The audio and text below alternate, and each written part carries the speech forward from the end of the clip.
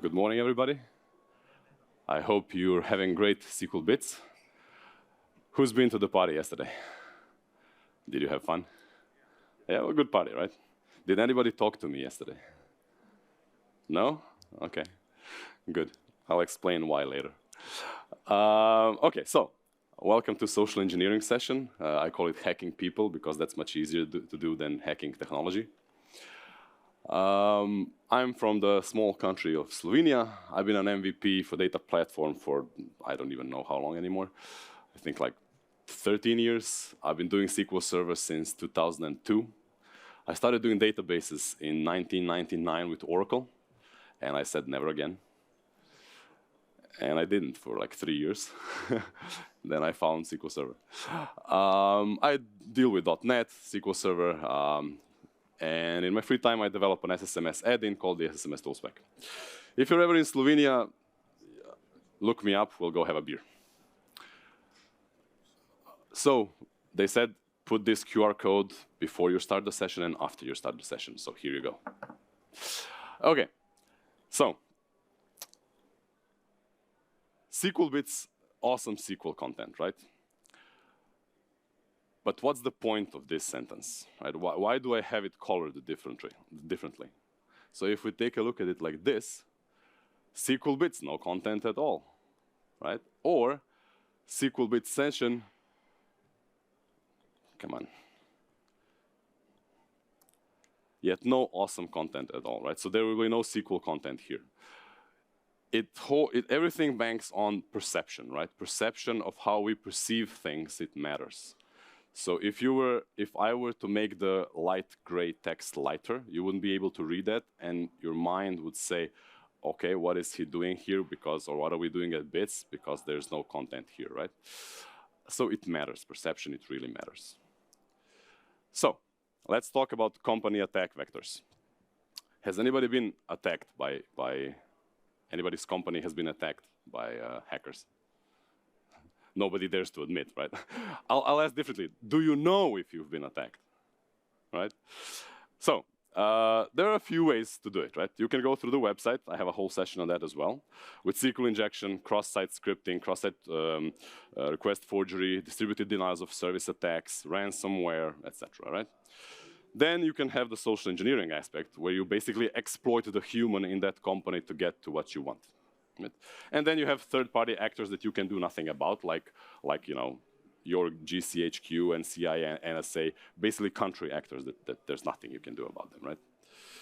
So this was a quote from a well-known hacker called Kevin Mitnick. He said, "Amateurs hack systems, professionals hack people." He was arrested in 1995 for hacking systems, served 5 years in prison, wasn't allowed to touch computers until he was like some 18 or something like that. And then when he came out of jail, he opened his own security consultancy and was immensely popular, and his company grew like amazingly, right? Unfortunately, he died last year of cancer, so that sucks. Is that the guy that hacked Facebook with the... No. The question was that the guy that hacked Facebook with? It wasn't. So yeah, this is the XKCD commit that I use in all my security sessions, all of them, because that's usually how it goes, right? Apply a little bit of force, either physical or mental, to a person, and they will give you their secrets much easier than basically trying to crack the actual hardware, right? So a few examples of social engineering. Who doesn't know what this is, right? It's the Trojan horse. We all know the story of the Trojan horse. They hide inside the Trojan belly, leave, and the Trojan people go, yes, we won. They get the horse inside. Why they did that, I don't know. And they got all drunk, and then the soldiers came out of the Trojan horse and killed everybody, basically. But yeah, that was a really good social engineering attack, right? Next one, we know who this is. I know it's Leonardo DiCaprio, but this is from the movie Catch Me If You Can. He plays Frank Abagnale Jr., a guy who was, he was so good at social engineering that the movie was made about him, right? He was everything. He was a doctor. He played an airline pilot, a lawyer, whatever you can think of it, he did it, right? This is a guy nobody ever heard of, but he was the first biggest, basically, social engineering attack in history, in modern history. He, in 1978, he basically stole $10 million from a bank via social engineering because he looked at how the bank employees wrote their security codes on pieces of paper and how to access them, and used his charm to see them, basically, right? And he took 10 million, he stole 10 million, bought some diamonds with them, and they actually, FBI never could prove that he did it, so they got him on something else, right? So yeah. Oh, if you have any questions, just raise your hand, we can stop whatever you want. Next one, in 2007, an unknown man, they still haven't found him, walked out with 21 million worth of diamonds. From a bank in Belgium. So how did he do it? He came in, started talking to a bank teller, charmed her, brought her some chocolates during like a month, right? And she told him where they keep the keys, because he started building trust with her. She told him where they keep the keys to the safe, and he copied them and walked into the safe and walked out with $21 million in diamonds. Still haven't caught him. And the last social engineering, basically attack, is something that we've probably all been through our lives. Either we were on the giving end or at the receiving end. Yep, our kids. Our kids are the biggest social engineering attackers that you have ever faced, right? Who has kids? Right? I mean, most of the room. I have two boys, and man, right? Kids know how to like find that point and press it, and then press it some more, right? Until you crack. And if not, they do a face like this, and you're like, oh, damn it, right? So yeah, but what do they teach you? What do kids teach you that we as adults also lack? Setting boundaries. Right? If you are able to set boundaries properly, you will be much harder to be attacked in social engineering kind of way than if you don't have boundaries. Learn to say no. Right? How many of you knows how to say no? Like, hey, can you do this? Okay, fine. Right? Can you help me with that? Next Tuesday. Right? Just go no. So when you say no, what do you want to do after that immediately?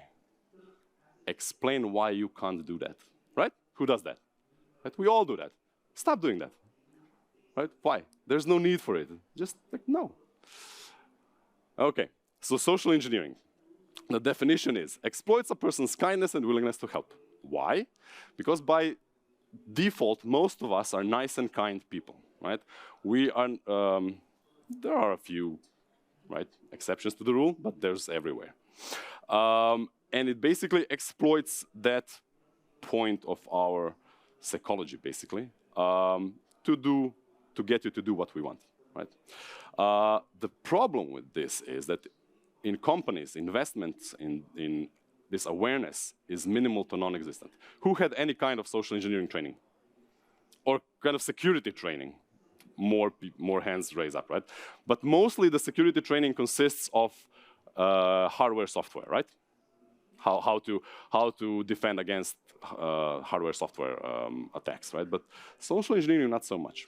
And when I talk to people, you can see that they would like to have more information about this, but they don't know they need it, right? That's why when I submitted this session to BITS, I said, well, I mean, it's a data conference, I know, but would this be interesting? And the organizer was like, yep, that's fine. Okay. So, again, Kevin Mitnick, he has a lot of codes that I like. We already went through that. Okay, so profiling, how you start an attack. When I want to get information about a person or a company that I want to attack, where do I go? First thing you think of, social media, right? This is the best thing ever that happened to social engineers. the rise of social media. Facebook, Twitter, LinkedIn. I've used LinkedIn to find 15 people, for example, that worked at a single company, connections between them, took social media to get into personal connections between them, and then you can start seeing where you can start applying pressure points where you can start applying force, right? And then there's one thing that for a long time I didn't use, but it's really one tool, and it's really useful, and that's Google Street View, right? Google Street View gives you access to basically a building or a place on Earth that you don't have to go there by yourself. And you can see where potential security cameras are. You can see where the outside security cameras, of course, where the corners are where you can hide or whatever, where they pick up their trash, who their trash company is, stuff like that, right? So it's very potential tool to use. Okay, so when you get the basic information you want, you have to contact people somehow, right? So there are a few ways you can contact them. The first, most obvious one is calling them, right? There are whole call centers built just for this specific reason, to call people and get you to give them money or some passwords or something else. Usually, it's always about money, right? So you're pretending to be support or customer or something like that. I had a friend, I still have a friend, who got contacted with one of these people from a call center. And he goes, yeah, hello, your computer is broken, blah, blah, the standard text. And he goes, look, I'm in IT, I know how this works, right? And they start talking to each other, right? And the guy in the call center offered him a job, that he should also go work for them. And he goes, okay, so how much do you make, just out of curiosity, right? My friend asks the guy. And he goes, well, in a really bad week, we make about 20 to 30,000 euros, right? In a bad week. And he's like, holy shit. Right? So yeah, it's a very potential problem, because here we're all in the industry, right? And we all think, yeah, that can't happen to us, right? No way.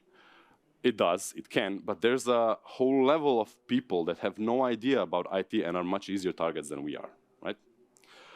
Just think of non-IT people in your companies. How many of them would be susceptible to kind of phishing or something like that, right? Okay. Now this one is interesting. This is I found this like a year ago. This is a project on GitHub. It's called KeyTap, and it can guess key presses from a microphone. Right? It can guess key presses, what key you pressed. And this video is taken from their page, and he basically is pressing the keyboard, and the software is guessing what keys he pressed, and then contextually putting them into correct sequence, right? So put this into an AI thing to learn, it's mind-blowing what you can do with it, right? Okay, next up, phishing, right? This is my favorite. Like, I always imagine when I get one of these emails, I always imagine like maybe there's this guy who's really a prince in Nigeria and he really is sad that he cannot give us our money back, right? So yeah, we get emails, all of us got these emails, right? Usually they have links to fake pages, no HTTPS, weird domain names. Our security filters and spam filters, they block them, but some get through, right? If you get such email and if you're not sure if the URL that it's pointing to is a phish or a valid URL, you can go to those two websites and enter that URL, and it will tell you, is it a phishing website or is it a true website, right? Okay, so years ago, ICANN decided that we can have Unicode characters in URL names. Who thinks this is a good idea? Good. No, no. A few of you raised your hands like, no. This opened up a whole new kind of attack, right? It's called Internationalized Domain Name Homograph Attack. Cool name, right? It's a really cool name. What it does, takes advantage of something called a homoglyph. It's basically a character that looks the same or similar, but it's not. So 0, O, 1, I. It's one of those things where the license plate readers are sometimes confused about, right? One of those things. And then use that in a homographs, which are the words spelled alike but different in meaning or derivation of pronunciation, like a bow, an arrow, bow, a ship, stuff like that. Okay, so here's an interesting domain name, right? It's left to right, or right to left, right? So you go, okay, Google, that's fine, google.com, maybe weird letters after it, but yeah, would you be fooled or not? Right, because it's right to left, so the URL starts with the, I think those are Arabic characters, but that's the first characters, right? Or this one, right? I actually got this one. So what's the difference here? They're both apple.com. The difference is that the upper one is a Cyrillic A and the lower one is the Latin A. They are the same looking characters. The font is the same, right? A. But their Unicode code points are different, right? So there is no way, you can even hover the link, and there's no way you will know the difference, right? And would you notice the difference if you copied it out into a Word document or something? Would that pick up the characters? the question is, would you notice the difference if you copied it into a document, like Notepad or Word or something like that? If that target software supports Unicode, no. If it doesn't support Unicode, yes.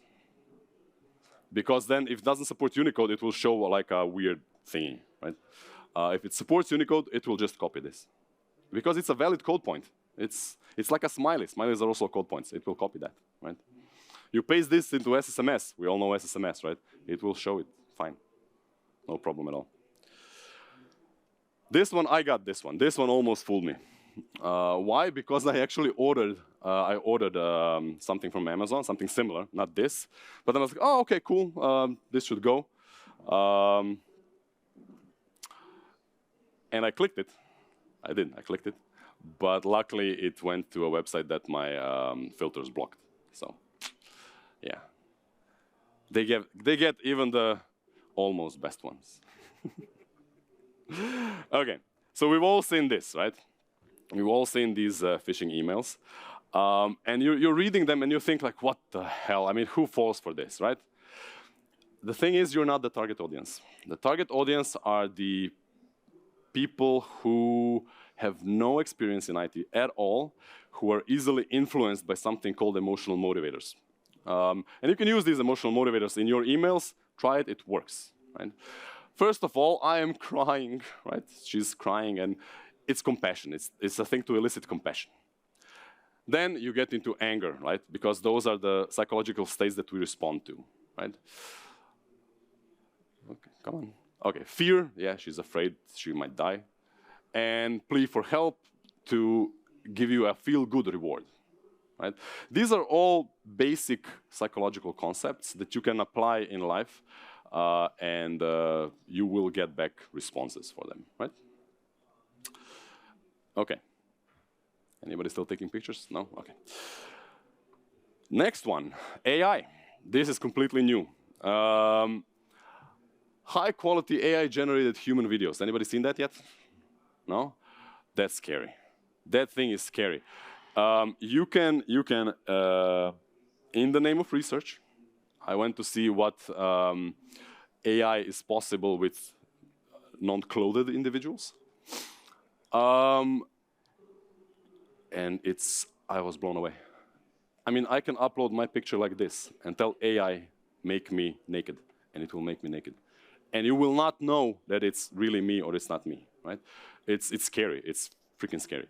But it can be used for blackmail, and it doesn't matter if it's fake or not, right? It doesn't matter, because even if it gets out and it's, oh, this is not me, nobody cares. That damage is still done, right? So yeah, this will open a whole new attack vector. In general, AI prompts, they will open up on a whole new attack vector. Okay, in person, you walk up to someone and start talking, right? Small talk, basic small talk. Who likes to small talk? Who likes the small talk with a purpose? So basically, the point is that you try to get the person to give away information that's perceived not to be of any kind of importance, right? But to you, it is, right?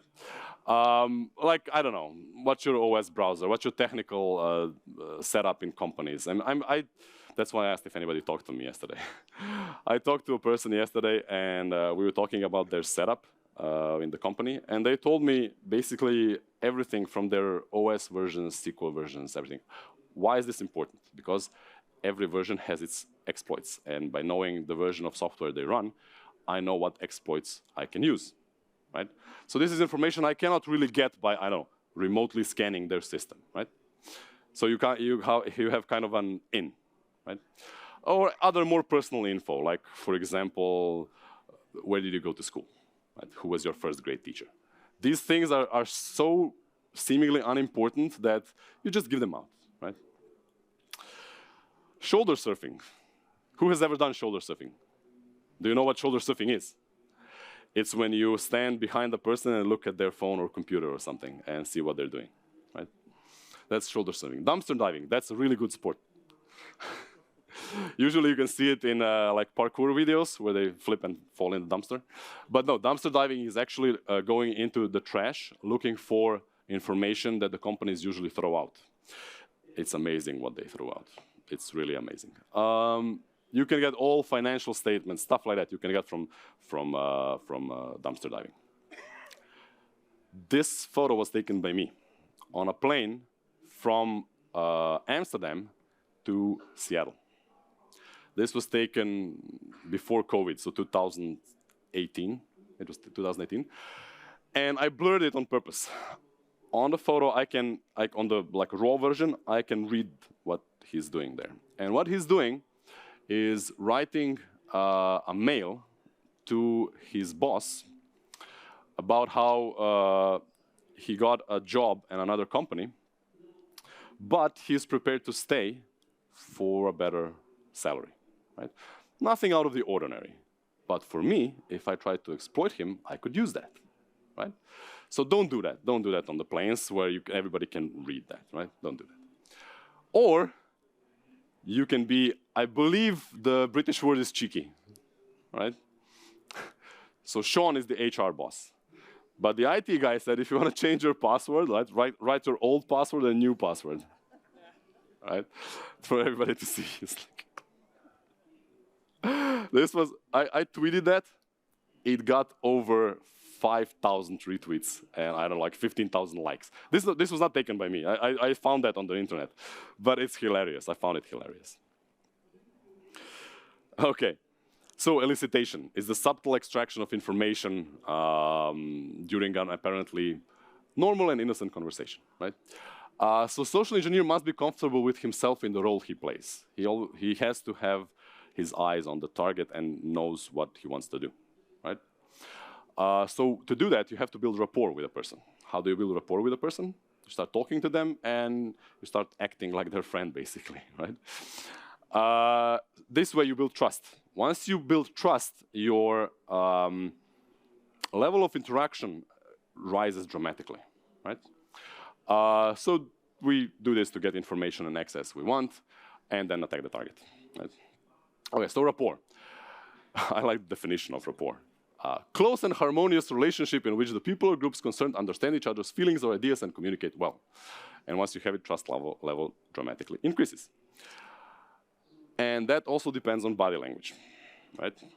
And being genuine. What do I mean by this? When you talk to somebody, be interested in them, right? It's not like, how you doing? Whatever, right? It's like, ask them questions, stuff like that, right?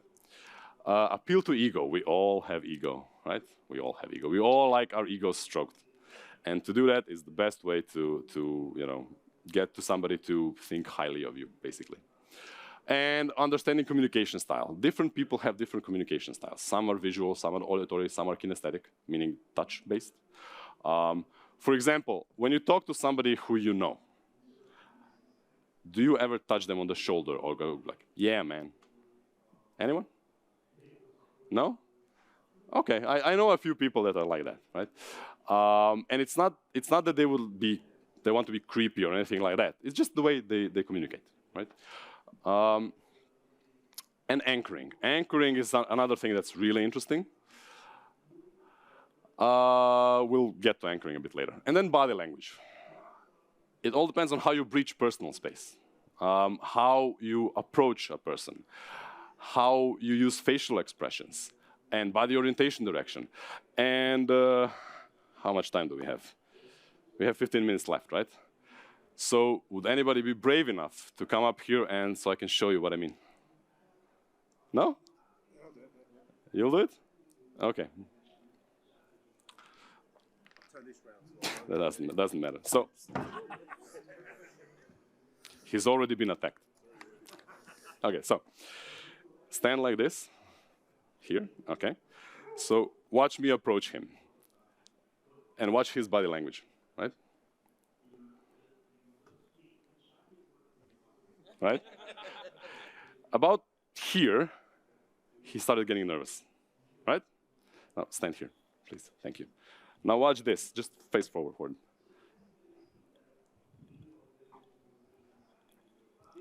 Yeah? Same thing, right? But it started earlier because he didn't know where I was, right? How about this? Hey. Hi. See? Nothing. Because he saw me where I was. That's it, thanks. Give him a round of applause. So it depends on how you approach a person, right? You have to appear non-threatening, right? If you come from a direction that they don't see you, or you start being too direct, you won't achieve anything, right? Okay. So be genuine, appeal to ego, be actually interested. If we had more time, I do this session in like an hour and a half. And I also ask somebody to come up, and then we start chatting. And it's interesting what you can get from the chat on stage, because the person, even though you've heard all this, right? The person that comes up is nervous. That's normal. That's by default. They're nervous. And I start talking to them. And as I talk to them, they start to relax. And as they start to relax, they forget everything they heard before I brought them up, and they start giving me information, right? And I talk to people. I do this for like 10 minutes, and it's interesting. Trust me. And it's like, so, where are you from?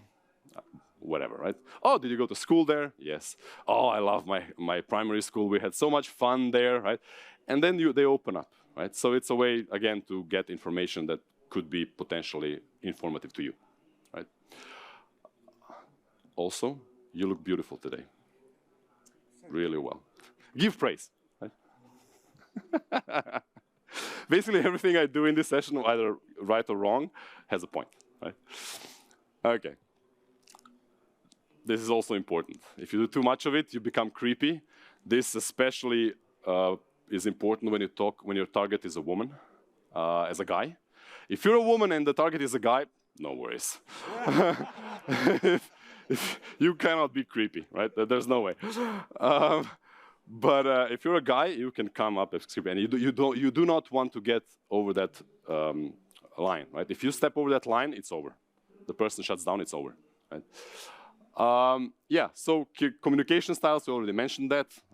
Visual, if you talk to somebody, say, I see what you mean, right? That's a visual style. I hear what you mean, or excellent, I hear you. That's a auditory style. Think about yourselves and how you talk and what you respond to, right?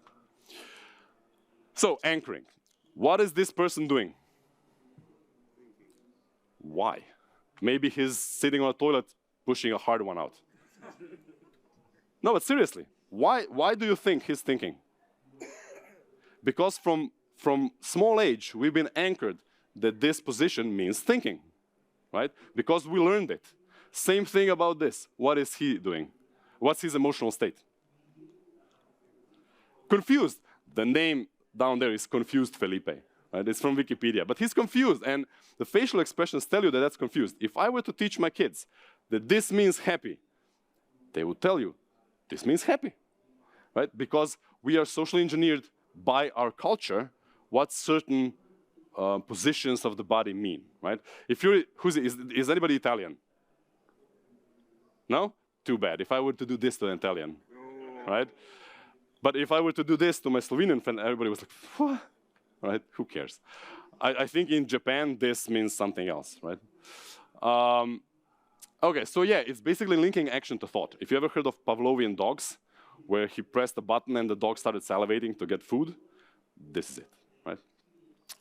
So yeah, we're trained since childhood to do this. And there is nothing you can do about this. And this can be exploited in such nice ways that is beautiful, right? So, the powerful combination of words is because and confidence. If I go, now this is a session so you know that it's potentially an attack, but if I go like this and go, hey, can you move please so I can sit down? I want you to move because something, right? And a lot of time we find ourselves that we don't really respond well to this combo in a way that is good for us, right? We usually submit, in the lack of the better word, to the person coming up to us, right? You can observe this in all aspects of life, right? In the store, hey, can you let me in a line for the what's it called, cash register? Yeah, checkout line. Hey, can you let me in front because something, right? And you'll go, yeah, fine, sure, no problem, right? Or one thing I found interesting when I first came to the UK, like years ago, my first time in the UK, everybody was saying sorry. What are you sorry for? Right? Why are you saying sorry? I mean, if I just go around them and say, oh, sorry, for what? You didn't do anything, right? You can exploit that. So, honesty is the key to relationship. Any marriage counselor will tell you that, right? Yes? Anybody been to a marriage counselor? I have. Not married, though. Honesty is the key to relationship. If you can fake that, you're in, right? Fake it till you make it. If you can fake that when you attack a person, you're in. You can get them to do whatever you want. So, advanced level. Hot women in bars. This is an attack that happened, well, multiple times, but there's a company who specializes in this, in the New York. And what they do is they use all of the techniques I show you, social media, LinkedIn, etc. They choose their target. And it's usually a man, because men are much easier to attack with this, right? And they say, okay, they find their perfect woman type, if you will. They get that woman to go talk to him, right? And we're weak, right? We're weak, men are weak. When it comes to a hot woman that is your exact type, starts talking to you out of the kindness of her heart. That's never gonna happen, right? And it's interesting how men open up, right? What do you think the success rate of that is, that kind of attack? 100%. It's 100%. As I said, we're weak. What do you think about reverse roles when a man attacks a woman in this way? Okay, ladies, come on, let's hear it. What do you think the success rate is? Very low. What's very low? 10%. See? She thinks she's awesome. It's 60%. Yeah, it's 60%. Because women respond to things differently. Women respond to feelings and feelings of being in a safe space, right? Men, we're just like hot, right? So, okay, forgotten or free USB sticks. They tried, the same company as before. They put USB sticks in the parking garage of a financial institution in New York. And each USB stick had a malware on it, which when inserted into a computer pinged the server. And it did nothing else, it just said +1, right? 90% of USB sticks that were left were inserted into a computer and +1, right? Advanced level attacks basically need prior preparation. You cannot just execute them on the fly, right? Success rate, as I said, 100% for men and 60% for women. So prevention, common sense basically, right? The problem with common sense is that it's not so common, right? If you ask 5 different people what common sense is, they will give you 5 different answers. That's why I put it on, right? That's why it's important that you educate people, right? Single day of education success of prevention, right? It goes from 20% to like 90%. But that falls back to 20% after a year or so. So you need to have people reminded of things because we forget, right? We forget what we ate yesterday. We forget where we put our car keys, right? It would be awesome to have like Google for the house, right? It's like, hey, Google, where are my keys? Yeah. There's a joke in there. Use two-factor authentication. Spam filters, browser protections, the usuals. Data destruction, paper shedding, that's very important. Okay, we have 5 more minutes. 14 minutes. Excellent. Okay. And physical security. Now, yesterday at a party, you saw some people dressed in bright white, like construction worker shirts, right? Those things are the best ever. With that, with a helmet and a notepad, you can get in anywhere, right? You can get in anywhere because it's like, hi, I've come to check the, I don't know, water mains, gas mains, whatever. Can you show me your work order? You show them the work order. Nobody knows what your work order looks like, right? Nobody knows it. I've been, so next to, like 200 meters from my house, there's a building being built for apartments, right? And it's a construction site, normal construction site, you know, heavy machinery, steel, concrete, etc., right? So I said, okay, let's see what can happen. So I took out of the car, I took the, you know, the jacket we all have for being visible in the night, you know. I don't know what's that called, like security jacket, what's that called? The what? High-vis jacket. High-vis jacket, okay, never heard of that before. Cool, thanks. So I took that on, got a helmet from my climbing equipment, you know, just normal helmet, and went to the construction yard and said, yeah, hi, I've been asked by made-up company to drive this excavator to somewhere else. And they were like, really? Okay. I got into the excavator, didn't do anything with it, right? Because I can't drive an excavator. But it gives you a sense of what's possible, right? I thought about doing something like that here when they were setting things up, but that would probably get me banned. I like bits. I don't want to do that. Paper shredding. Paper shredding is not even remotely used as it should be, because either you don't do it, either companies don't do it at all. Who's shredding paper? Yeah. In their companies. I do it at home. He said he's doing that at home. Me too. I shred it at home or burn it. It's the same thing. But still, they can be assembled with dumpster diving. Data destruction. Who switched their phone in the last year or so? What did you do with your old phone? You kept it. Somebody kept it. Somebody trashed it. So yeah, 2 weeks ago, I took 7 old phones to the trash, to the waste disposal plant. And before I took them, I charged them all up, wiped them all clean and everything. But people don't do that, right? If you go to get old phones, you can get really interesting stuff out there. And with smartphones, old iPhones, nobody knows you can just, you know, restore to factory settings before throwing them out. They think, yeah, it's gonna throw them out and that's it, right? You get an old phone, you can get a lot of interesting stuff. Okay, come on. Now this is where it gets financial. Right? A cleanup cost for a single incident of social engineering, a single incident, is from 25 to 100K per incident. And this was a few years ago. Now this has probably risen a lot, right? During COVID, the whole social engineering aspect of in-person went down, of course. Thanks. But the call centers have risen in popularity a lot, right?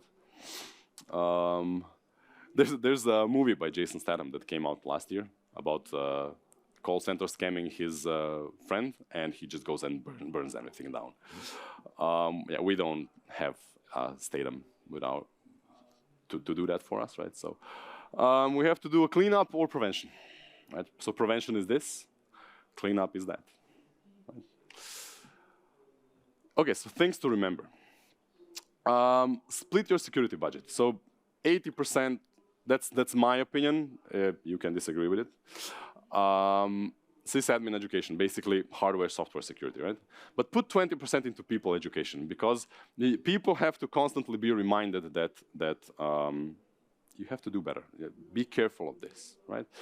And it doesn't have to be like every 2 months, 2-3 months. Once a year is enough, right? So I know companies that have strict security practices, and they have to change their passwords every, I don't know, 2 weeks.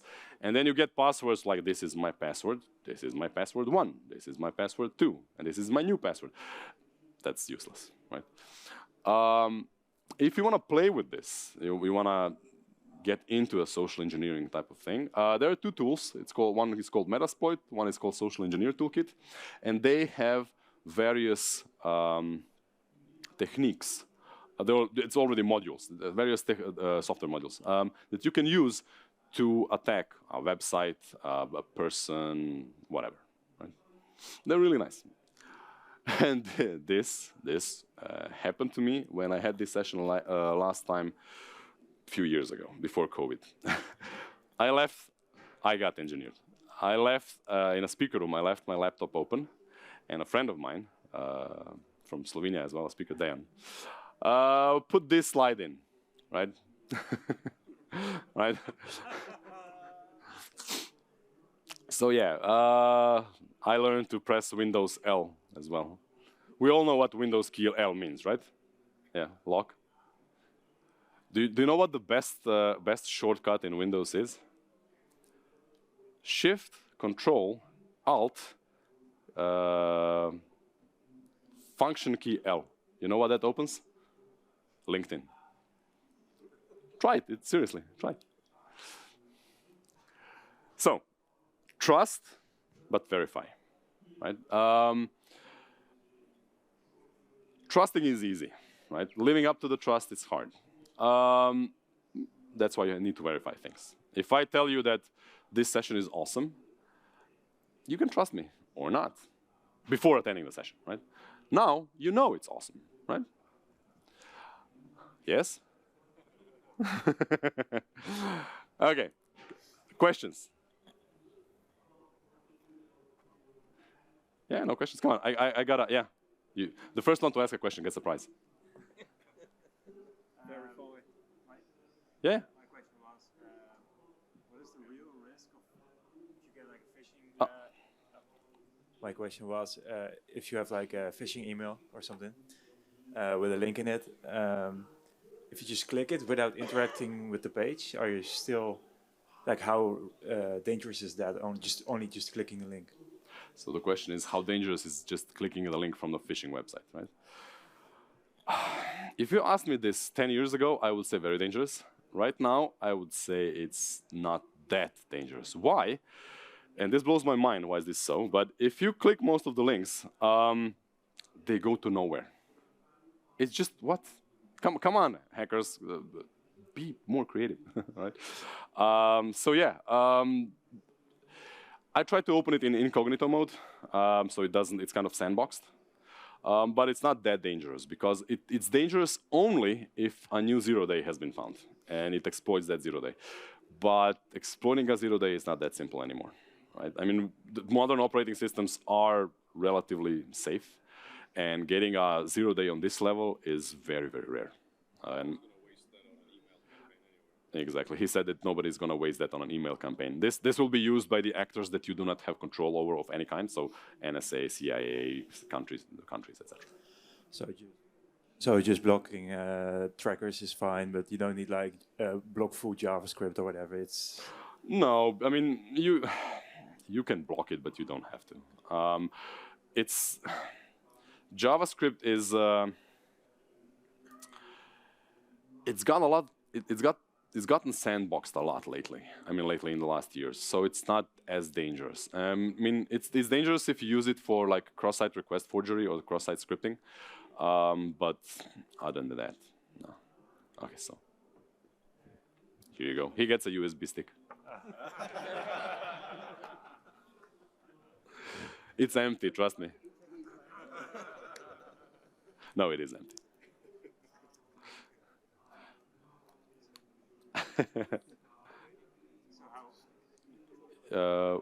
Wait.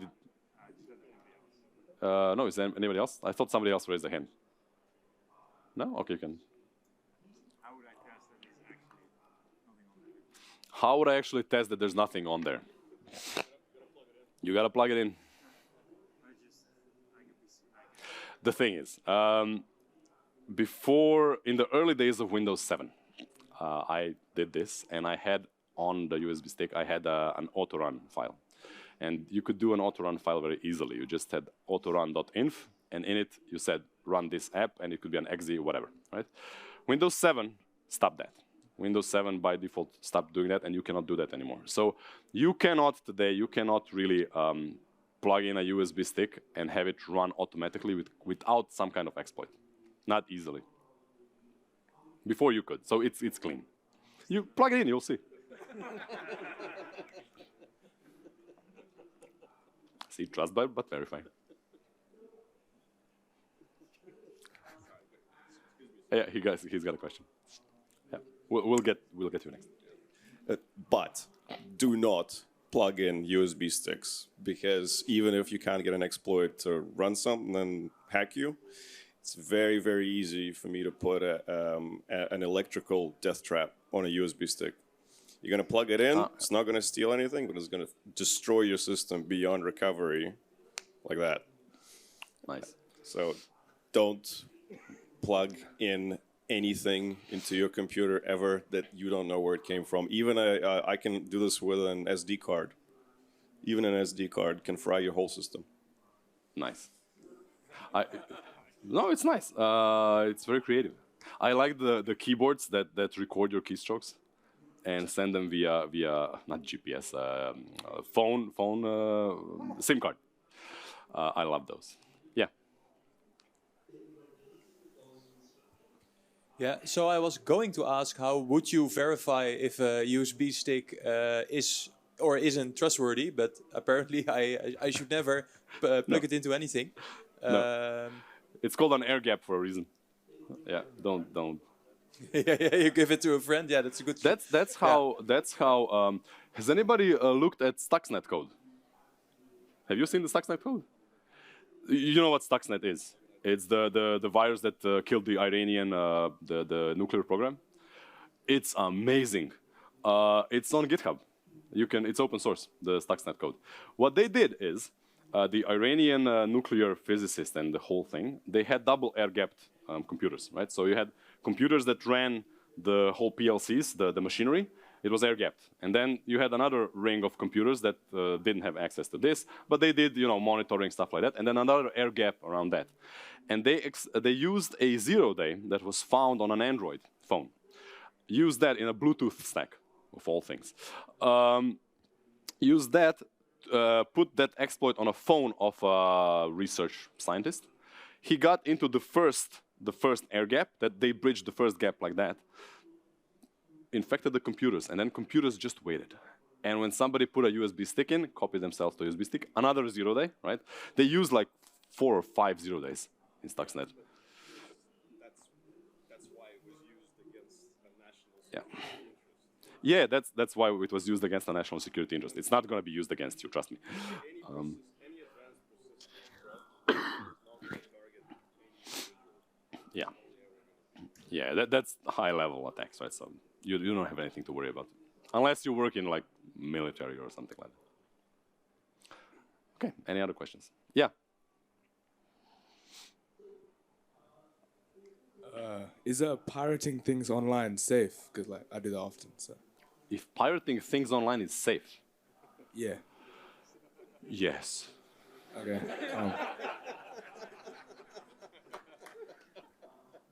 100%. No, of course not. Movies, files that you play in a player, yes. However, there was an I think 4 years ago, they found an exploit in an MKV files that you could put. He said time. That you could put a buffer overflow thing in it, and it could run random code. But no, pirating is bad. What I usually do is, if I download something illegally, I put it in a VM and block all internet from the VM, and then run a network trace to see what's going out, if I want to play with something.